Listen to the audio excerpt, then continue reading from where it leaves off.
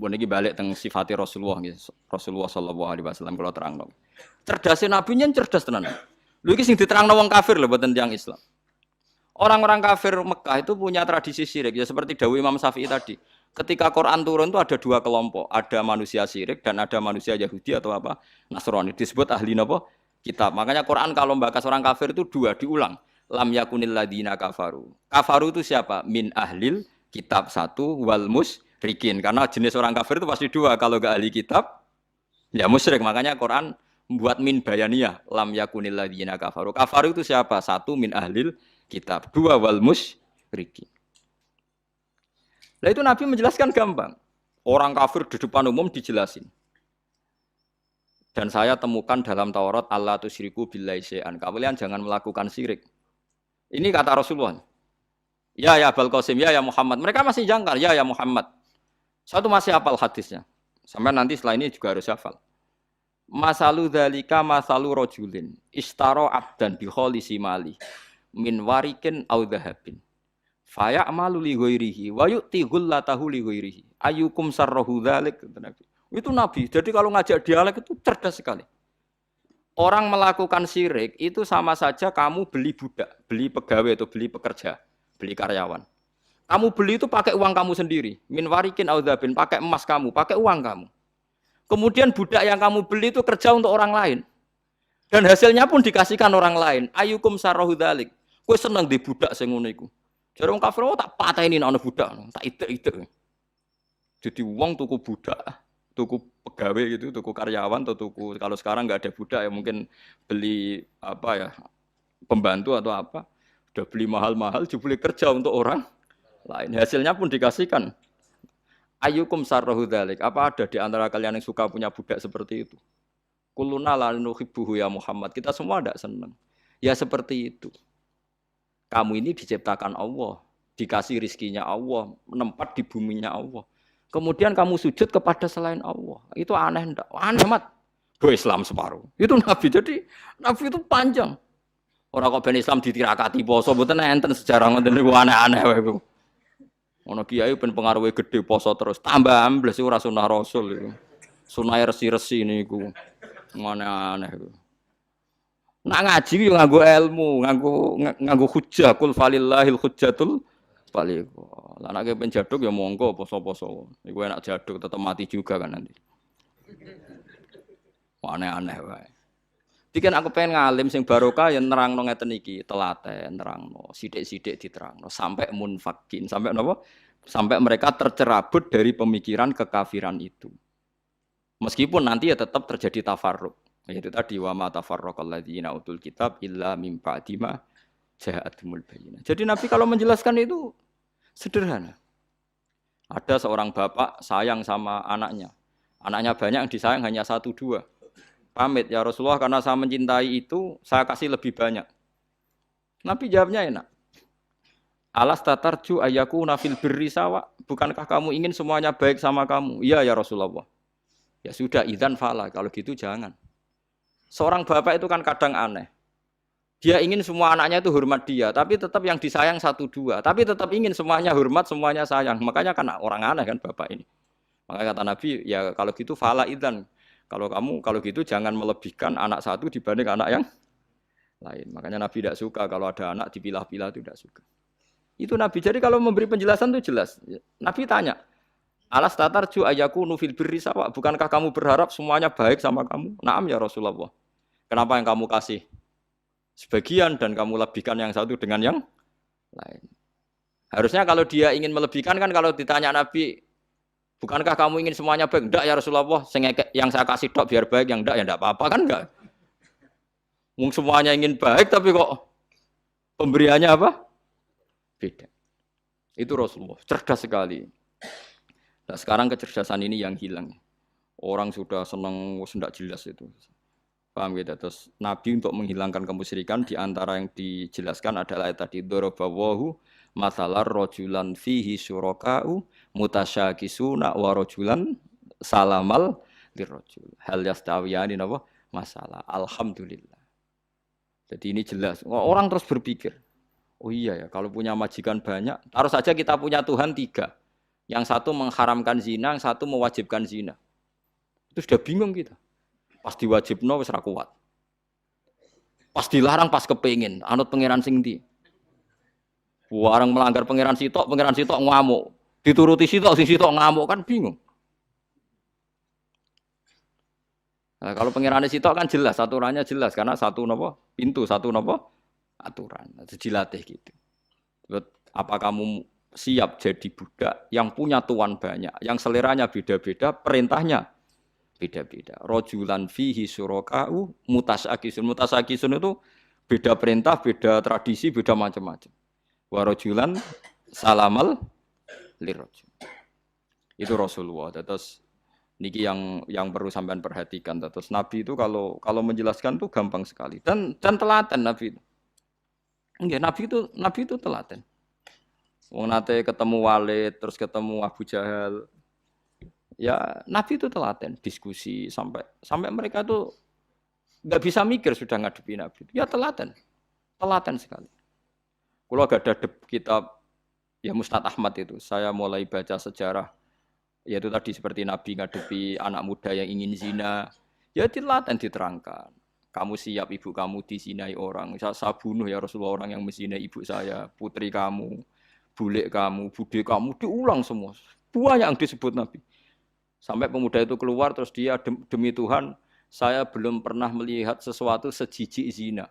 Betapa kriminalnya zina, karena melukai orang banyak. Itu ya sudah. Pun saat ini kalau nerang hisab ya.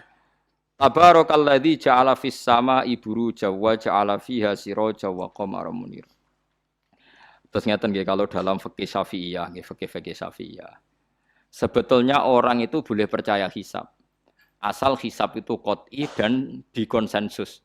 Ya, qot'i dan konsensus. Sampean meskipun punya tradisi pesantren, jangan menolak hisab keliru. Hisab itu dibenarkan Quran. Huwallazi ja'ala syamsa diya'au wal qamara nuran wa qaddarahu manazila li ta'lamu adadas sinina wal hisab. Jadi hisab itu ilmu yang dibenarkan Quran. Cuma masalahnya kalau 1-2 orang itu ada subjektivitas atau kadang kurang ahli sehingga salah. Di sini dibutuhkan konsensus, disebut hisab qot'i. Makanya kayak kasus awal kemarin, andai kan tidak ada pengumuman pemerintah pun aku bodoh. Kok kalender Muhammadiyah ya 3 derajat, kalender NU ya sudah di atas 2,5 derajat. Mbok ora ana ru'yah lah aku wani bodoh. Mergo 2 derajat ae mutafaq alaihi iso diruyah apa meneh sudah 3 napa? Derajat. Itu beda dengan Dzulhijjah yang sekarang. Itu ada yang bilang 1,5 derajat, ada yang bilang belum 2 derajat. Itu beda, itu subjektif. Boleh diikuti, boleh enggak. Tapi kalau seperti yang 1 Syawal kemarin harus diikuti hisabnya. Paham ya? Makanya kalau kata Imam Subki, hisab itu boleh diikuti kalau konsensus bagi para ahlinya. Tapi kelirunya orang-orang NU kadang itu anti hisab. Padahal hisab disebut Quran li ta'lamu adadas sinina wal hisab.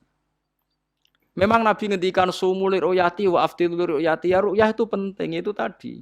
Tapi ru'yah yang tidak beda dengan hisab, yaitu sama-sama ru'yah plus imkan ru'yah. Jadi kudu ngerti ilmu gini mang jelimet sampai ndak usah terus bikin dikotomi. NU itu ru'yah kalau Muhammadiyah hisab. Sing muni ngono iku sapa?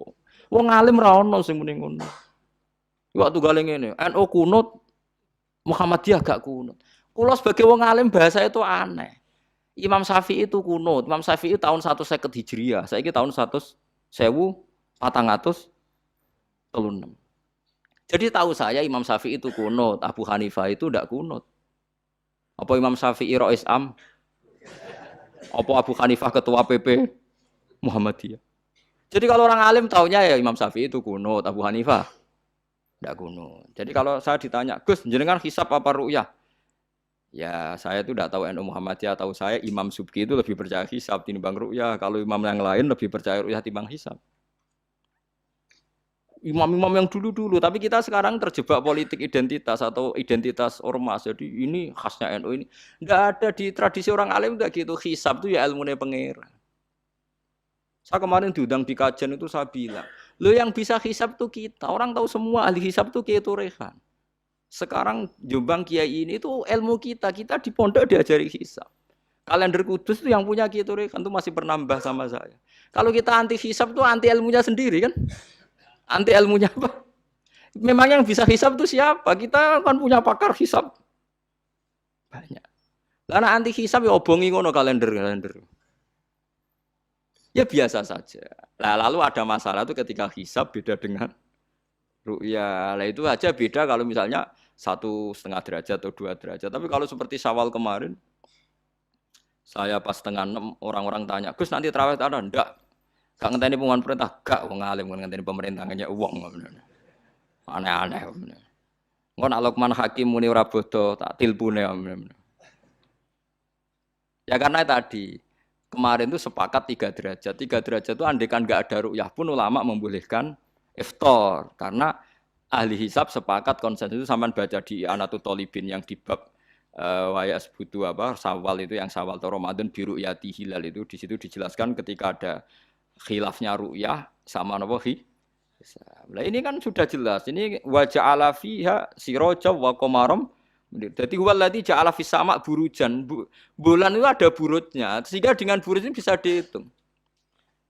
Ini kata Imam Ghazali di kitab Ihya dijelaskan gini. Bagaimana Anda tidak percaya hisab? Hisab itu bahkan bisa menghitung lama gerhana berapa menit, yang gerhana di sisi mana. Misalnya gerhana di sisi selatan. Lama gerhana sekian menit, dimulai 8-15 menit, selesai 20 menit. Wong ngitung menitan wae iso kok ngitung dina ora mbok percaya. Apa kiai-kiai kalau mau sholat gerhana ngenteni ru'yah? Nyatane sore diumumno kok gerhana bulan kok do sholat ya.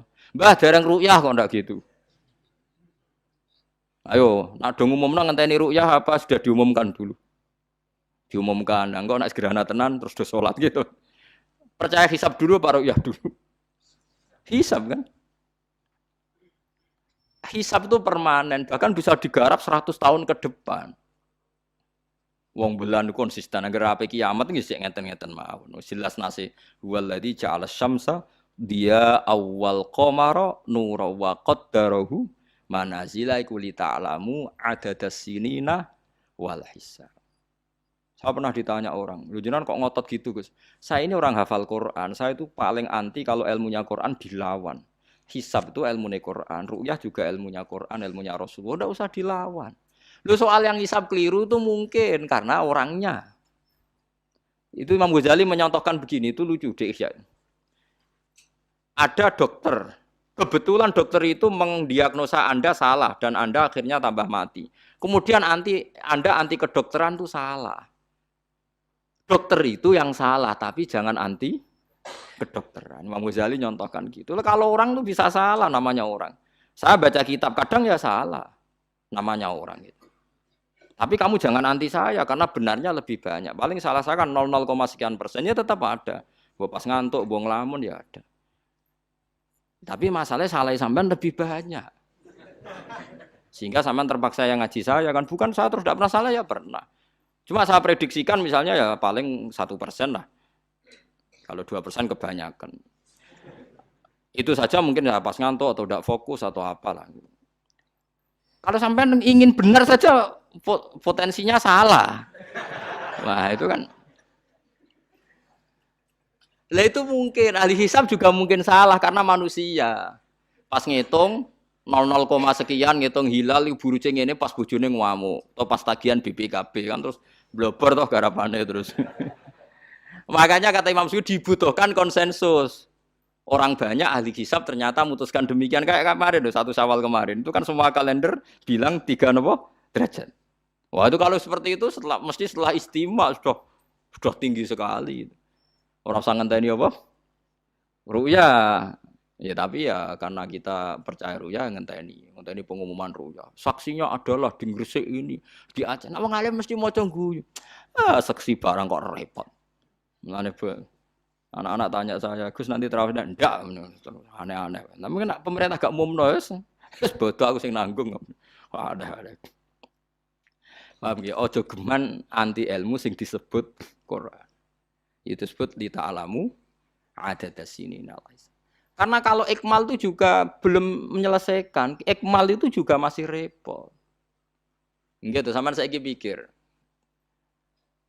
Ngendikane Nabi kan jika terjadi fa'in humma alikum fa'akmilu iddata saban salasina yauman. Jika terjadi enggak jelas, humma itu enggak jelas, nah karena mendung tak karena apa. Maka saban disempurnakan 30 hari. Masalahnya yang ngitungnya awal juga sempurnanya awal kok Naksabandia. Misalnya dia ngitung tanggal si Saban Ahad, NU Senin.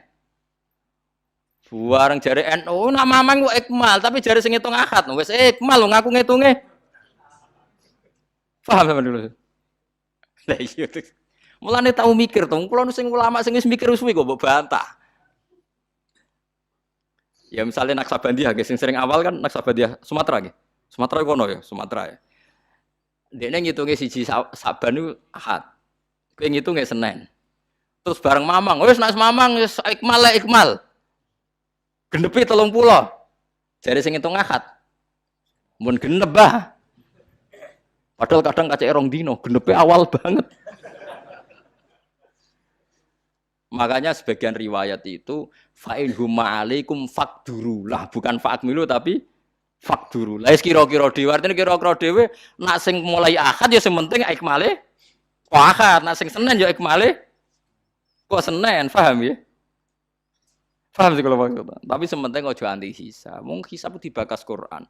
Wal qamara qaddarnahu manazila hatta ada kal urjunil qadim. Ukuran tanggal 1 pokoke bulan wis melengkung koyo pelapah kurma. Lah terus ulama darani iku melengkung ning ufuk apa melengkung fi nazaril aini. Terus ulama NU darani yo melengkung fi nazaril aini ngenteni ru'yah. Sitok darani ora pokoke anggere sing liwati ufuk ya tanggal 1. Lah masalahe Qur'ane ya ora nerangno. Kal urjunil qadim fi nazaril aini apa hakikatan. Lha kok gak tau mikir tok kono to. Ngopah-poh. Niku anggere dibantah. Nek sinaumu wis suwi kaya aku bantahlah, nek ora semeneng ae. Sementing aja anti ilmu sing disebut Quran. Kok malah NU Muhammadiyah. Ulama ora di urusan mbek niku. Ulama iku urusane mbek wong dhisik-dhisik. Dadi roh kula kuno tu mazhab Imam Syafi'i, ora kuno mazhab Abu Hanifah. Kula jejak goblok terus kuno tu mazhab NU. NU di mazhab iku kapan? Wong NU dhewe anut Imam Syafi'i. Mbah Sim lo takoki. Sampeyan wali takoki. Mbah jenengan Syafi'i napa NU? Muni Syafi'iyah. Ya kira-kira Mbah Sim takoki Mbah jenengan NU napa mazhab Syafi'i? Muni piye jawab? Syafi'iyah mesti. Ya to ora. Lu gak kira-kira. Aneh-aneh.